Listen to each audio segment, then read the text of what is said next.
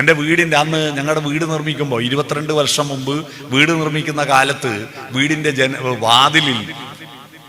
വാതിലിൽ ഇങ്ങനെ ഒരു കൊത്തുപണി, പല ദൈവങ്ങളുടെ ചിത്രങ്ങളൊക്കെ കൊത്തിവെക്കും. അപ്പൊ ആരെ കൊത്തണം എന്നതിനെ പറ്റി സംസാരിച്ചു കൊണ്ടിരിക്കുമ്പോൾ എൻ്റെ മനസ്സിൽ ഓടി വന്നത് മറ്റാരും വേണ്ട, നമ്മുടെ വീടിൻ്റെ, എൻ്റെ മനസ്സിൻ്റെ, എൻ്റെ ആദർശത്തിൻ്റെ കാവൽക്കാരൻ ഗാന്ധിയല്ലാതെ മറ്റാരുമല്ല. അതുകൊണ്ട് ഗാന്ധി വടിയും കുത്തി നടക്കുന്ന ചിത്രമാണ് എൻ്റെ വീടിൻ്റെ വാതിലിൽ കൊത്തിവെച്ചത്.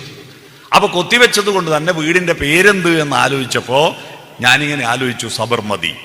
അദ്ദേഹത്തിൻ്റെ ആശ്രമത്തിൻ്റെ പേരായതുകൊണ്ട് മാത്രമല്ല, സബർമതി എന്ന പ്രസ്ഥാനത്തിന്, സബർമതി എന്ന വാക്കിന് രണ്ട് വാക്കുകൾ ചേർന്നിട്ടാണ് സബർമതി ഉണ്ടായത്. സബർ എന്ന് പറയുന്നത് പ്രകാശമെന്നാണ് ഹിന്ദിയിൽ, മതി എന്ന് പറഞ്ഞാൽ മനസ്സ് എന്നാണ് അർത്ഥം. സബർമതി എന്ന് പറഞ്ഞാൽ ലൈറ്റ്നിങ് മൈൻഡ്, പ്രകാശം പരത്തുന്ന മനസ്സ് എന്നാണ് അർത്ഥം.